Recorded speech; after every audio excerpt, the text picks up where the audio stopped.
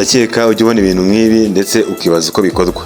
Uyu munsi rero ngiye kukwereka uburyo nawe ushobora gukoresha telefone yawe nka projecteur. Ni ibintu byoroshye kandi byihuse. Icyo usabwa rero niba ugeze hano bwa mbere ni uko wakora subscribe kugira ngo ujye ubana natwe mu zindi video tugenda tubagezaho umunsi ku wundi.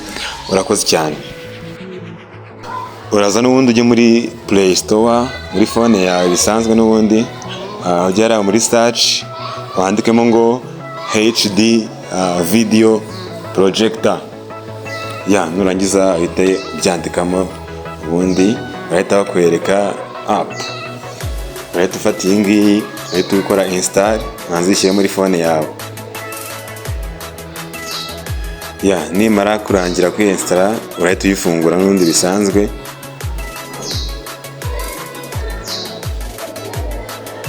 Utegereze.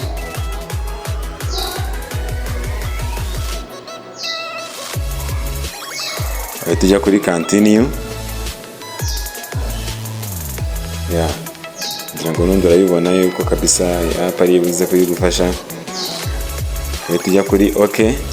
Haya no gusaba permission. Noneho barahita kujyana muri settings. Noneho izi settings zifunguye nizo nyine ushobora kuba urimo phone yawe ega project. Uramutse hari izindi n'ubundi ushaka wazajya ukoraho ukazitaninga on. Izo ngizo uruzi zifunze, uramutse uzigiyemo ntabwo byakunda, ariko zera zifunguye uramutse uzigiyeho uri no projecta byakwemera. Urahita rero ukanda kuri iriya screen ya mbere iri uruzi, n'ubundi niyo uri bukandeho nkuko biruzi. Noneho barahita bikwereka, uhita unafungura itoroshi noneho kugira ngo nyine bize guhita bijya kuri wall uri guprojectaho. Urabona ko izi ni indirimbo n'ubundi zitandukanye, gucya ndi kuzireba ntara kuri screen kuri wall, naho niko bimeze n'ubundi neza neza. Ubu ngubu biba byarangiye byabaye. Urabona yuko kakirimo indirimbo ya video nayo urebe ukuntu bimeze. Ngira ngo urabona yuko na video iri kugaragara. Ngira ngo rero ibyo wakora byose wamaze gufungura ziriya settings mu ma app yose atandukanye wayafunguye, urumva yuko ziriya settings app zifunze bishobora kugufasha. Wenda ushobora kuba watindaza guprojecta, ariko ninzajya aha n'aha bihite bivamo nyine iyo app yo nize kujya hanze.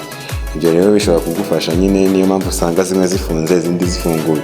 Ushaka yuko rero ibyo ubuze gukora byose ribuze kujya kuri wall hose wafungura, ariko ushaka yuko hari uzajya ujyamo ntibigaragare uhita uzifunga. Ngira ngo wenda niyo mpamvu mwabonye hari aho zimwe zari zifunguye izindi zifunze, niyo mpamvu. Ngira ngo nawe noneho urabona yuko hari ibintu byoroshye, nawe wabyigeragereza. Aho wagira ikibazo watubaza. Reka mushimire wowe urebye iyi video,